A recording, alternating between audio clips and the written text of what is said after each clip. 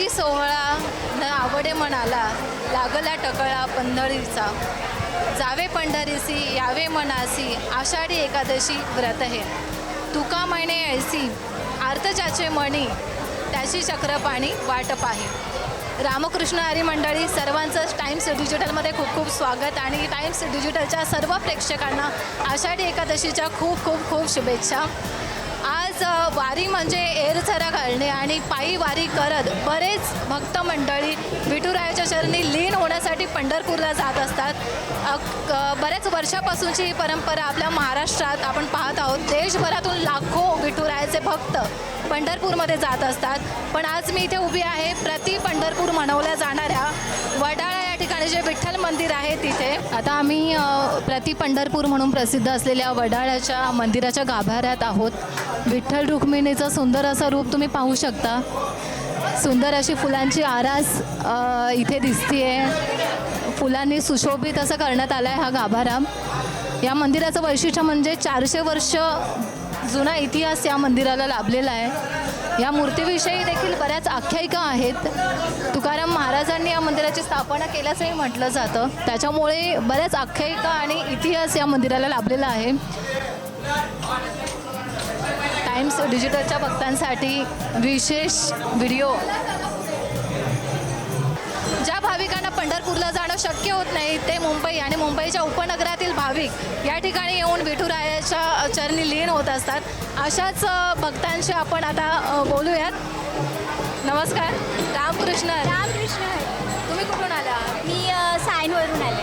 अच्छा, दरवर्षी इथे येतात? हां, दरवर्षी येते. आणि किती वेळ झाला तुम्ही आता इथे आहात रांगेमध्ये? 2 तास तरी झालेत आता. अच्छा, तुमच्यासोबत इतर माझ्या आई आहेत, मावशी आहेत. अच्छा, काय सांगाल आषाढी एकादशीला तुम्ही आज पंढरपूरलाच आपल्याला जायला भेटत नाही, तर हे प्रति पंढरपूर समजून आपण देवाची भक्ती हे आपली एक इच्छा आहे किंवा आपली एक श्रद्धा आहे. त्यासाठी आम्ही वडीला प्रति पंढरपूर समजूनच येतो इथे. मग पंढरपूरला जाणं होत नाही म्हणून तुम्ही इथे येऊन इथं एक पंढरपूरला आणि इथं पण विठ्ठलचं एकाच ठिकाणी आहे ना. आणि काय सांगाल तुम्ही, काय वाटतंय तुम्हाला आज इथे? छान वाटतं. दरवर्षी आम्ही इथेच येतो कारण पंढरपूरला नाही जाणं होत ना, म्हणून दरवर्षी आम्ही इथेच पंढरपूरला येतो. पंढरपूर समजूनच येतो.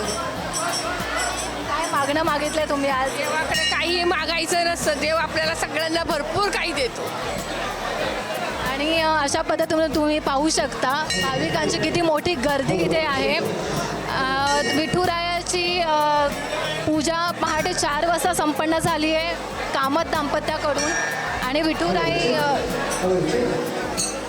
विठ्ठल रुक्मिणीला फुलांच्या आरासासहित सुशोभित करण्यात आलेलं आहे. मंदिरामध्ये एका ठिकाणी भजनी मंडळ तुम्ही पाहू शकता. रात्रभर इथे भजन सुरू आहे. ज्या भाविकांना पंढरपूरला जाणं शक्य होत नाही ते भाविक प्रति पंढरपूर वडाळा या ठिकाणी विठ्ठल मंदिराच्या चरणी लीन होण्यासाठी दरवर्षी इथे येत असतात. तर आपण याविषयी आणखीन माहिती जाणून घेऊयात पुढच्या व्हिडिओमध्ये. मी सुजाता शेकडे, कॅमेरामॅन अनिल गुरवसह टाइम्स डिजिटल मुंबई.